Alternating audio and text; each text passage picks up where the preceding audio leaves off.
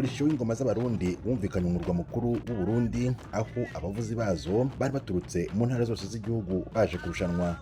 Uyu ni umunsi wa nyuma abarushanwa bagomba kwereka abandi ko bataje gutembera.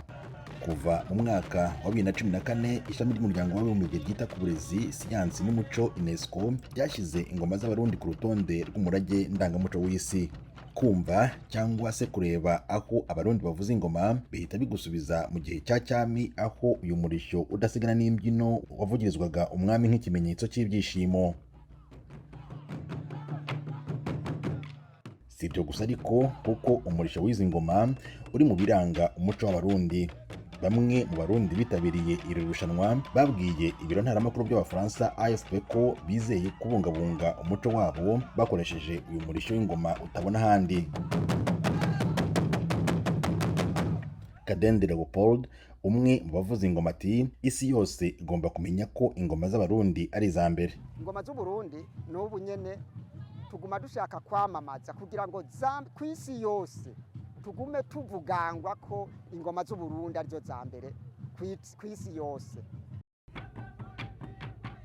Undi wari witabiriye irushanwa nawe yunze mu rya mugenzi we, avuga ko bigoye gusobanura ibyishimo wumva utewe no kuvuza ingoma. Iyo ndavuza ingoma numva ndyohewe cyane, sinobivanga ndabisigure, ari umunezero. Umva feelings muri wewe, umva ikintu kiduga muri wewe cy'umunezero. Kuvuga ingoma n'umunezero, ingoma n'urukundo. Uretse ibyo abavuzi b'ingoma bashimangira ubwabo, abandi bari baje kwihera ijisho nabo bemeza ko umurisho w'ingoma z'abarundi ari umwimerere, aho ubibutse bya kera. Umva uko Hagirimana Michel bivuga. Ingoma iyo zivugije zinyibutsa akaranga k'abantu ba kera mu byerekeye imico kama, kubera ziratwereka ko wari umukino werekana umunezero bwa mbere, hanyuma n'ibyiyumviro by'abarundi baza barashiramo mu munezero ubujanye n'uwo murisho w'ingoma bari baravuga. Bivakumana Elias wari waje kureba irushanwa nawe yagize ati abarushanwa bose bafite icyo bahuriyeho. Numvise muri bose ihuriro ryagize bavuze cyane abariko baracanga bahiganwa, numvise bashiramo akaranga k'igihugu cacu, inkino n'imico kama, guhayagiza akaranga k'u Burundi.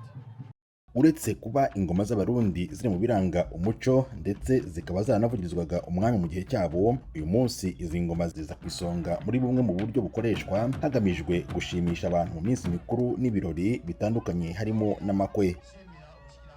Tim Harris Shimwe, Ijwi ry'Amerika.